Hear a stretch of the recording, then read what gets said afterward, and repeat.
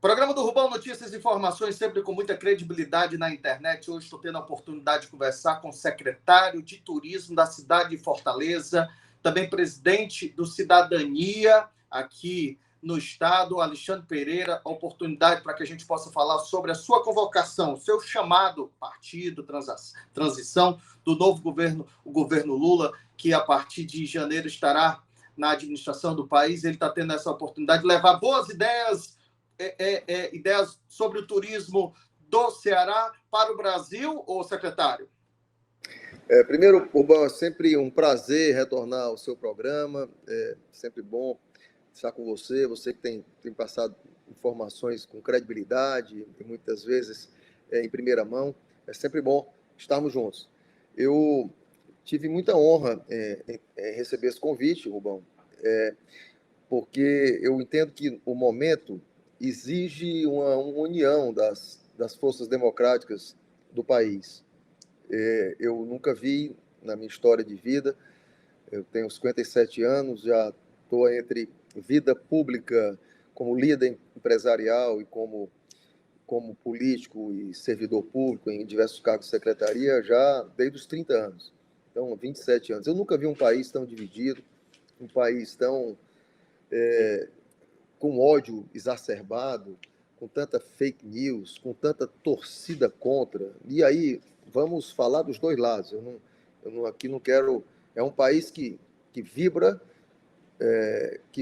por quando um jogador da seleção se contunde porque ele era bolsonarista. Aí, se eu era lulista, eu vibro contra o Neymar. Quer dizer, a coisa está de uma forma... E está saindo das esferas, as esferas naturais, por exemplo, da política, está indo de uma outra forma, até para uma das maiores alegrias do mundo, que é o futebol. Que é o futebol. Aí o Gilberto Gil está lá no Catar e é agredido.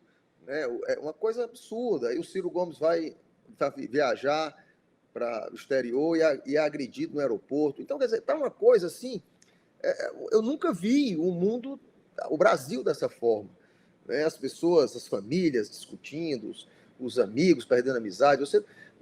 Então, primeiro a gente tem que ter um trabalho, sabe, Rubão, enquanto líder político, enquanto cidadão, né, de unir o país. E eu estou tendo a oportunidade, né? Eu não votei no Lula no primeiro turno, o nosso partido apoiou a Simone Tebet, né? Aqui no Ceará nós também tínhamos apoio ao Ciro Gomes, mas no segundo turno nós votamos no Lula, apoiamos, né? Até pela uma questão de uma necessidade de unir vamos dizer assim, essa frente democrática mais ampla. E como é que surgiu tudo isso? A Simone Tebet, que foi a candidata do nosso partido, foi imediatamente convidada para participar da transição. E nós tivemos também uma mulher muito... que foi muito protagonista também na campanha do Lula, no segundo turno, que foi a senadora Elisiane Gama, do Maranhão. Do Maranhão, exatamente. E a senadora Elisiane também foi convidada para participar do Conselho Político, e aí o presidente Roberto Freire designou-a que ela fosse a representante do partido nessa discussão do Conselho.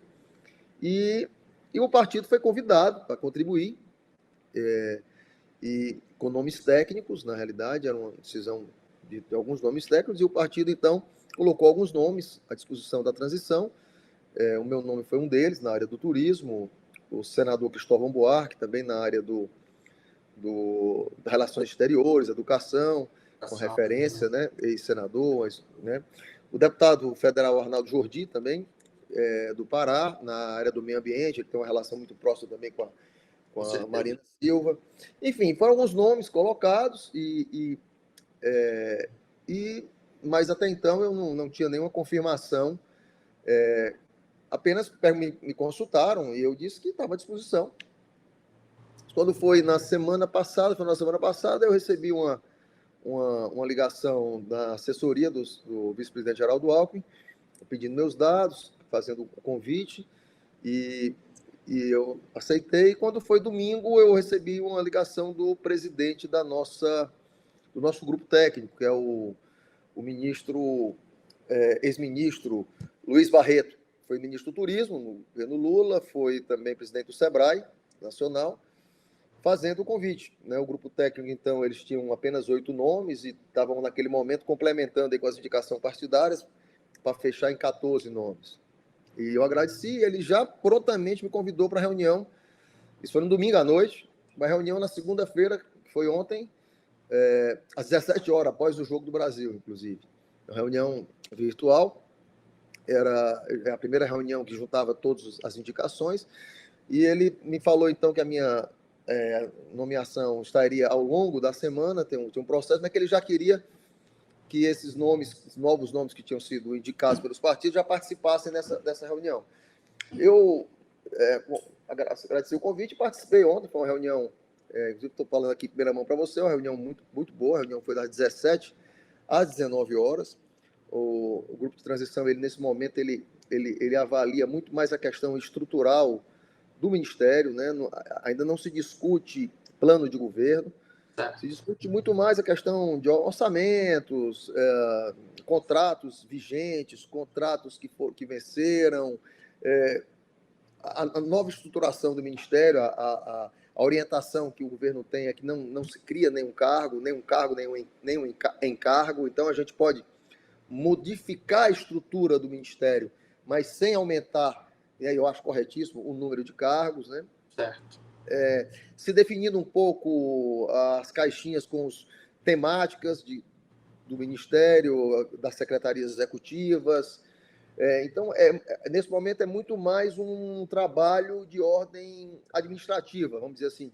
O primeiro relatório que o presidente do nosso grupo temático vai entregar amanhã é um relatório mais de ordem administrativa, de sugestão de como é que deve funcionar a estrutura do Ministério do Turismo e da Embratur.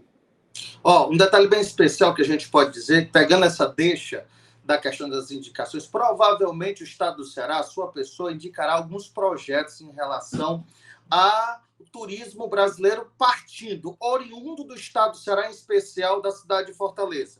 O que é que você tem em mente, caso você tenha essa possibilidade de indicar algum projeto para a questão do crescimento do turismo, o crescimento do envolvimento da questão da economia através do emprego e renda, através da questão de tudo que está acoplado no serviço do turismo brasileiro, você indicaria o que aqui da cidade de Fortaleza?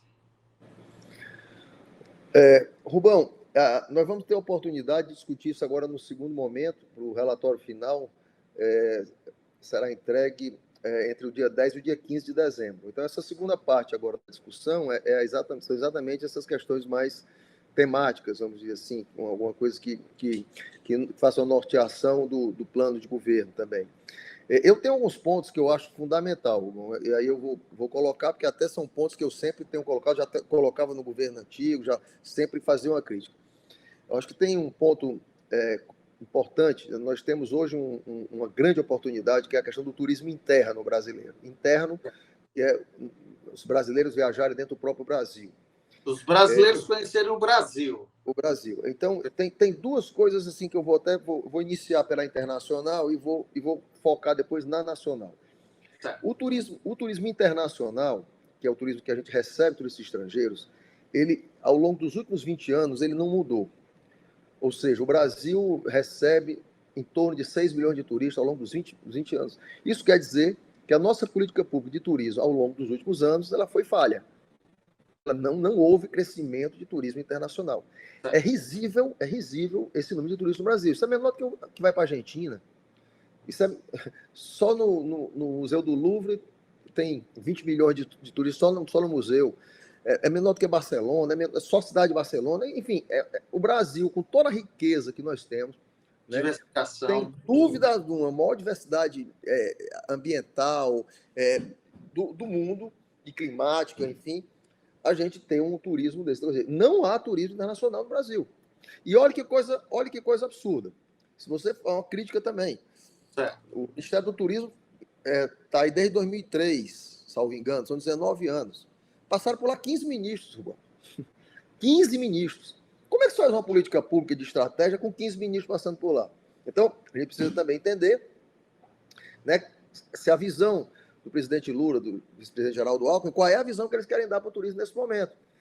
Porque o turismo mudou muito, ele se profissionalizou, né? E ele era sempre um pouco levado de uma forma mais... Com algumas exceções, tiveram bons ministros na área do turismo, claro, mas teve muitas mudanças. Então, é um momento agora de repensar isso. Imagine, Rubão, que nós tivemos aqui nesses últimos 10 anos, vamos dizer assim, 15 anos, acho que foi o único país do mundo que teve Copa das Confederações, Copa do Mundo, Olimpíadas, Jogos Pan-Americanos, Conferência Mundial da Juventude.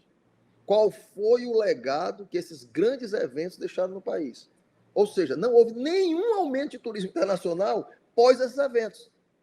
Então, isso precisa ser pensado. Qual é a imagem que o turista internacional tem do Brasil? Qual é o tipo de turista, qual é a estratégia que eu preciso fazer para o Brasil? Então, precisa de uma estratégia para isso. Ponto. Primeiro, voltamos agora para o turismo interno. Nós temos, olha, o contrassenso é que nós temos 12 milhões de brasileiros, né, que todo ano guardam a sua poupança para viajar para o exterior. Então, isso é cultural. Classe média brasileira, classe média alta, classe alta, guardam o dinheiro para carimbar o passaporte, para conhecer Miami, para conhecer Disney World, para conhecer Paris, para conhecer Buenos Aires. E esses turistas, que conhecem Miami, não conhecem Fortaleza, o cara que conhece Buenos Aires não conhece Gramado, quem conhece Lisboa não conhece a Amazônia, enfim, as pessoas não conhecem o Brasil.